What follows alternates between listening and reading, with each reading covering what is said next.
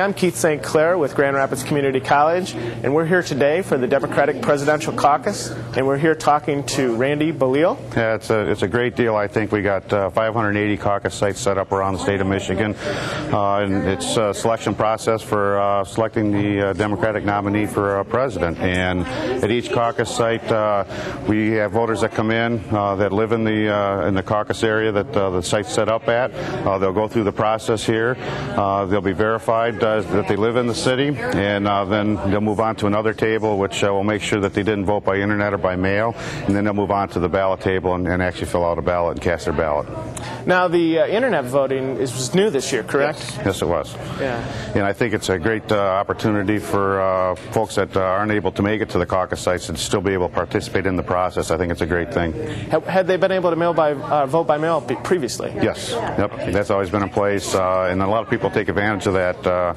I'm not sure what the percentages are, but I think with the internet voting, it's going to up the numbers a little bit too, I think, of participation. And this is good from the Democratic Party's point of view to increase the participation? I think so. I think that's what the effort was to get as many people involved in the process as possible. Will this translate in maybe a bigger turnout for the Democrats in the fall? I'm certainly hoping that'll happen. And obviously we're going to be encouraging voter sign-up and voter registration here today too. So. Okay. Now, are the candidates allowed on the site, or the representatives of the candidates? Representative of the candidates will be allowed on site, but and they can do all the campaigning they want, but they have to stay 20 feet away from the actual polling area, the actual ballot area. So out here in the lobby area, they're welcome to do as they want and campaign for their positions.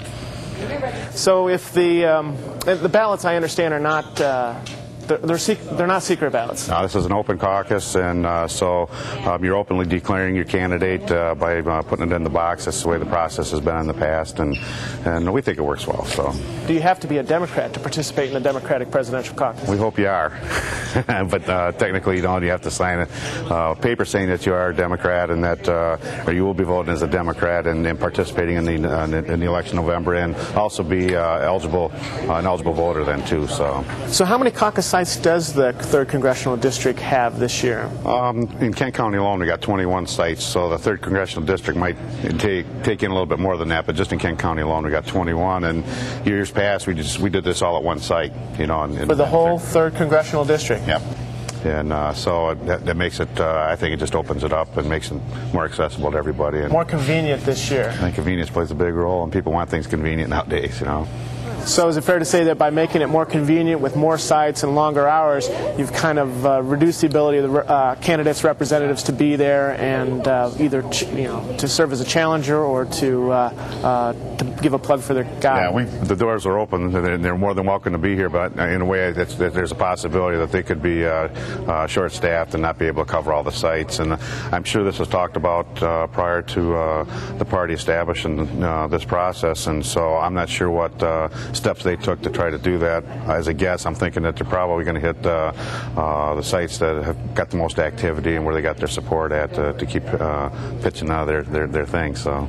And when the candidates do have a challenger at a site, what is the challenger's role? The challenger's role is they're a challenger/observer, and they can observe the registration process. And basically, the only thing that they can challenge is the person's residency. If they feel that the person is coming in here to vote and they don't actually reside in the caucus site that they're voting in, they can post that challenge, and there's an official form that they can file and register that with the Democratic Party if they feel that's taken place. So basically it's a challenge to the residency status of that individual coming in. Over here is the opportunity to see where people live so that we know that this is the proper caucus site for them. And over here is the opportunity for people who show up to both register to vote for the fall, because you don't have to be registered to vote for today, but you do have to be registered to vote by next November to vote for president. And it also is the opportunity for participants to sign up for the Democratic Party, the Michigan Democrats, and the Kent County Democrats. And they also double-check to see if someone has already voted by mail or over the internet at this table. This table over here shows the sample ballot, where people will actually pick up the ballot and they will fill it out right here.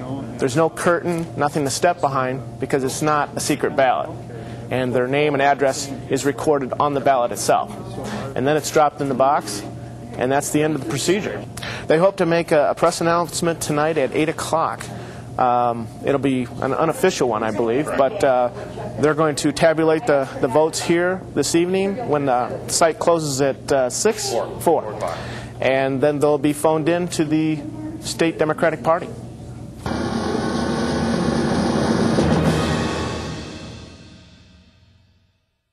What is the difference between a primary and a caucus?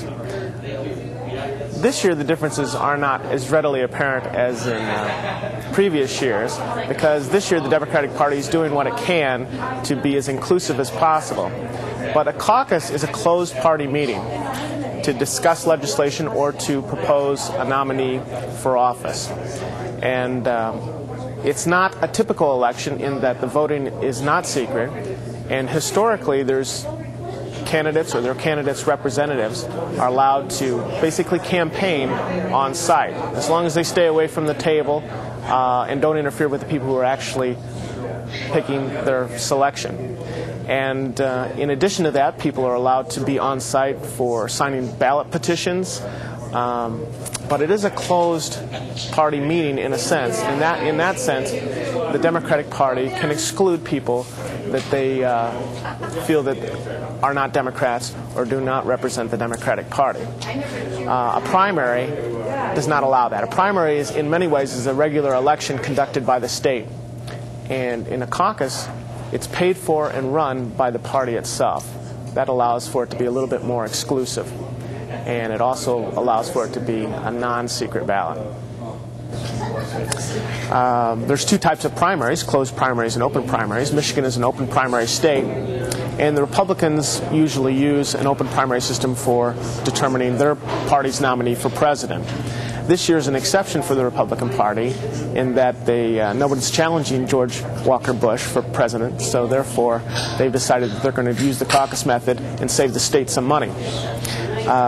In states like Illinois, it's a closed primary state, and you have to be a party member, and you have to declare publicly your party affiliation in order to participate. And that's to prevent the other parties from crashing your party's primary and maybe picking the biggest loser on the ticket, which is what one's party would try to prevent.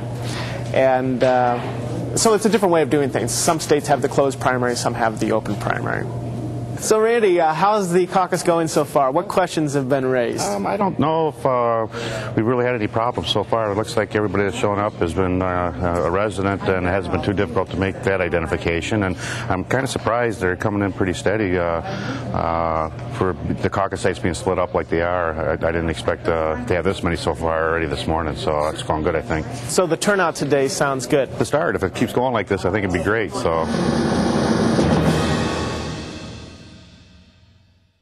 Of the 2,161 delegates needed at the Democratic National Convention in Boston to clinch the nomination for president, Michigan will be deciding today to select 153. That is Michigan's allocation towards that national membership of party delegates.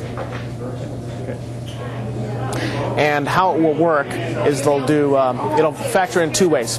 One is by congressional district, and one is by statewide, or what they call at-large. A party candidate, in order to get any delegates, has to at least get 15% of the congressional district today to get the congressional district delegates. If that party candidate does not get 15% of the vote, then all of the delegates will be divided only among those candidates who do get over 15% of the vote. And if that turns out to be John Kerry, who's the only one who has over 15% of the vote, then he will get all of the delegates for this congressional district. Now, the Democrats in Michigan divide their delegates, or allocate them statewide according to their most loyal areas. And that's why this congressional district, the 3rd congressional district, only has 5 delegates. And because it's just not a strong Democratic area. Many Republicans vote in this area. So areas in districts near Detroit will have more delegates and will be overrepresented because of that. The same works for the statewide or at-large delegates. Statewide, there's a certain number of delegates set aside for that. And all the candidates have to get above 15% of the vote if they hope to get any of those delegates. Those who do get over 15% of the vote will then divide them proportionally, and so therefore it's possible for Dean or Howard Dean or John Edwards and John Kerry and Wesley Clark to all get some delegates today. It's no guarantee, but it's certainly a possibility. And it's certainly the delegates that matter come the Democratic National Convention in Boston. The magic number in Boston is you do need a majority of the delegates nationwide, and that is 2,161 delegates at the national level to clinch the nomination. And that, of course, will take place this summer at the Democratic National Convention in Boston. It has been a long time since any contested or ballot has taken place at a Democratic National Convention or Republican National Convention, for that matter.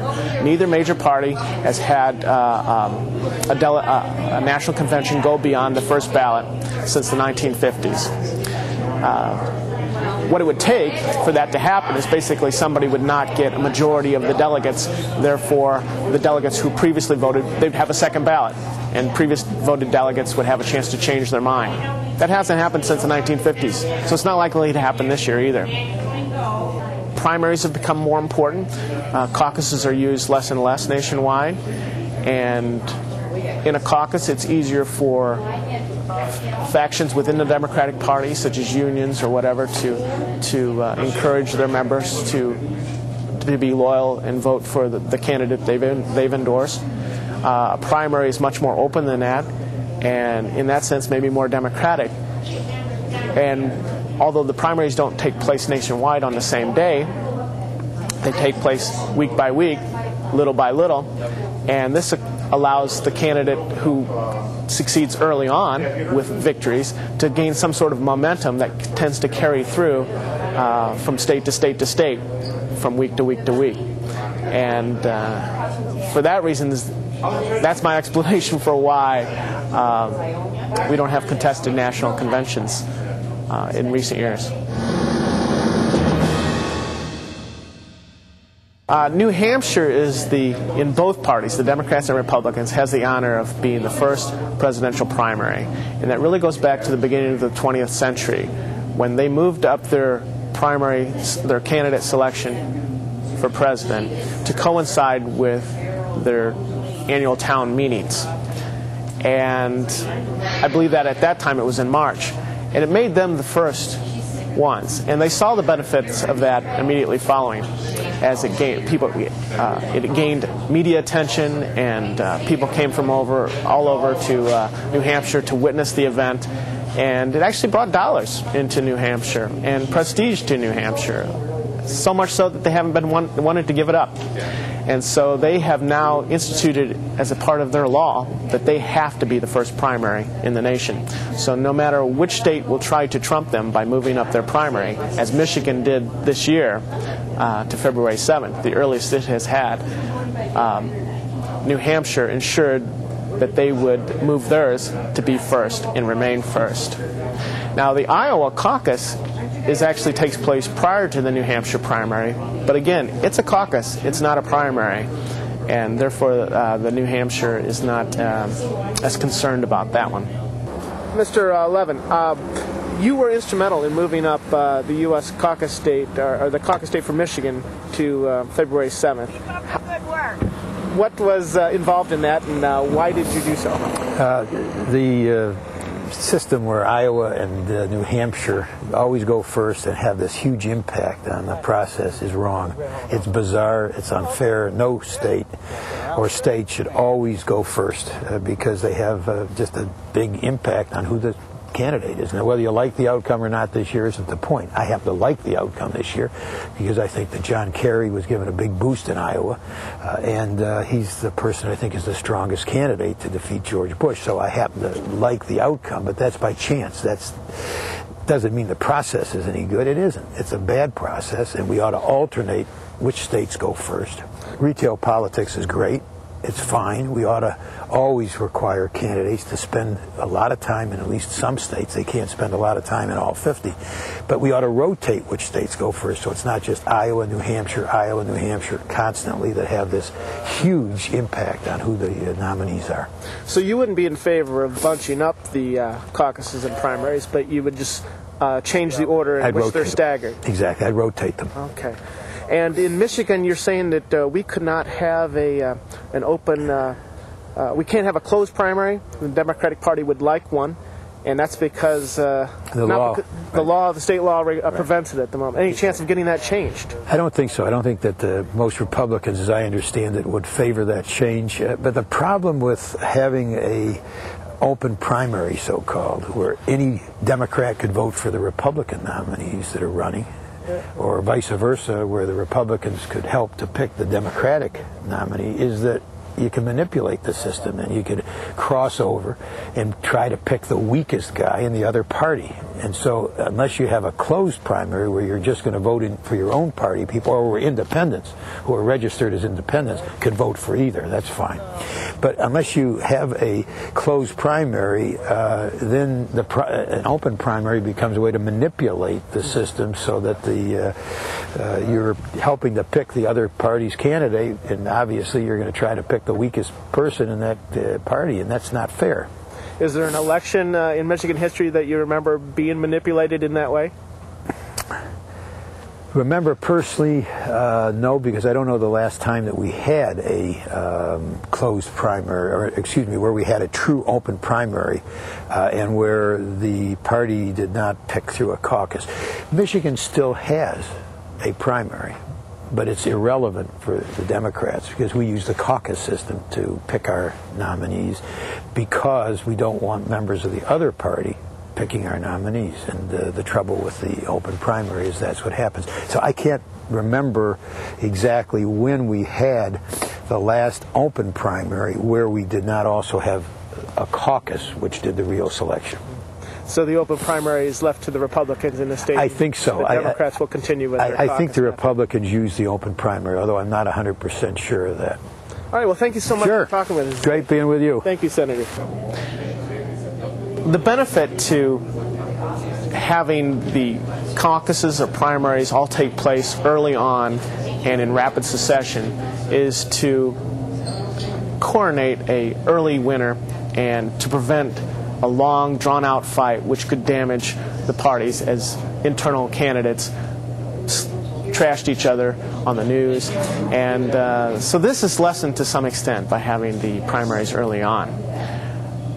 The pro to having them drawn out, however, is it allows candidates who don't have a lot of money to take one state at a time and to take it 1 week at a time.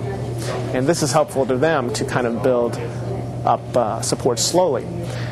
Unfortunately, it seems to be bunching them all together seems to be the preferred method in recent years, and that does require the candidates themselves to raise a tremendous amount of money to be able to compete in so many states at the same time, roughly.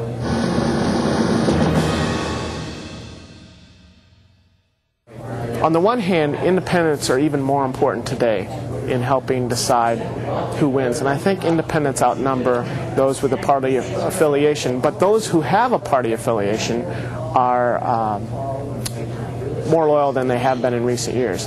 And in effect, the nation is more polarized than it has been in recent years. And therefore, the candidates themselves, especially when it comes to clinching the nomination for president, are appealing to their base and hoping that if they can turn out their base, they can win the nomination. It's crucial, and it's a strategy that they employ. Later on in the year, once they've received the nomination, then of course they will want to distance themselves somewhat from their party base in order to appeal for those crucial independents on Election Day next November. Okay, we're here with Summer Fennell and Amy Cohn, both of them working for their respective candidates. Amy's here for Dennis Kucinich, and Sarah Fennell is here for Howard Dean. And we thought we'd talk to them and find out how far they've come and what they're doing today. Summer, how about you to start? Where are you from? Well, I'm actually originally from Boston, Massachusetts, and I'm a full-time volunteer for the Howard Dean campaign. I've been here in Grand Rapids for about a week. I was in Livonia before that, and I've been doing phone banking, calling people and asking them to support Howard Dean, knocking door to door, and then here at the polls, one last opportunity to try and sway people's opinion before they go in to vote. Okay. And Amy, how about you? I'm from right here in Grand Rapids, Michigan. And I've been working as a volunteer in my spare time for the Kucinich campaign for about 6 months. And we've been doing phone calls, leafleting different events, that kind of thing. A little bit of knocking on doors, not too much. It's hard when you work full-time. So is there any animosity between the volunteers for the various candidates? Or are you all getting along fairly well? We've been having a great conversation Absolutely. here all morning, well, for the last hour or so. Right. So are you going to stay here all day? I will be here at Union High School all day until the polls close. And I'm going to break for lunch and come back. Yeah. Did they give you a chance, either one of you, to get up in front of a podium and speak to anyone? Or do you just stand outside the door handing out flyers? We have to be 20 feet from the polling area, so we're able to stand outside and talk to people as they go in to vote. Okay. But no real chance to do any stump speaking or anything like that? Well, I think we have some creative leeway. We'll see what we can do. And is either one of your candidates in the area today? Dean actually hasn't been in Western Michigan. He's already in Wisconsin, which is our next state. Their election is on the 17th, and he's already there campaigning. So. And I had the pleasure of seeing Dennis Kucinich speak in Greenville last night, and it was very inspiring. Okay. Now, either one of you likely to apply to be a delegate to the national convention in Boston this summer? Well, with me being from Boston, natively, I'm actually probably going to try and volunteer there and sort of work as a hospitality person since I know the area. So hopefully that will be my role. Amy, what about you? Yes, I'll consider it as long as people come out and vote and that we win a delegate. I would definitely consider it. I love the opportunity. Okay. And I take it from what you previously said, you'll support the Democratic nominee no matter who it is, even if it's not your candidate? Absolutely. Yep. How has your support been today? Have you found a lot of supporters for Dean or for Kucinich here? Well, I've actually, a couple of people on my way in, as people walk in the door, I've been sort of intercepting them and saying that I hope they'll consider voting for Dean, and I've gotten a few whispered, oh, I'm already planning to, and that kind of thing. So I'm feeling pretty good about it here. And you, Amy? And I think some people have been receptive to my request, but some of them are just, focused on Kerry because they feel that he's the ticket to beat Bush. What would you tell someone who is thinking about supporting a candidate in the future and doing what you're doing? What should they be prepared for? I mean, as far as the amount of time that goes into this. I'd say be prepared to be flexible and work with whatever situation you're thrown into. Mm-hmm. I've been driving, around snowy dirt roads in New Hampshire, looking for supporters' houses to hold house meetings. Here in Michigan, I've been in fast food places, handing out leaflets. You just have to be prepared to do whatever it takes. I agree. You have to be prepared to do whatever it takes. And a lot of people don't have the time to volunteer, even though they may have a strong commitment. I know a lot of people who plan on voting for Kucinich, but when I say, well, how about coming and working at a caucus site? No, thanks. And I've just tried to do what I can during my baby's nap time. So it's really tough, but, the passion is there. Have either one of you taken off time from work to do this? Yeah, I'm supposed to be working today, and I had to take a vacation day, but it's worth it. I'm actually taking time off from work and a leave of absence from graduate school. So, wow. Hey, well, thank you both for visiting with us today. You bet. Thank you.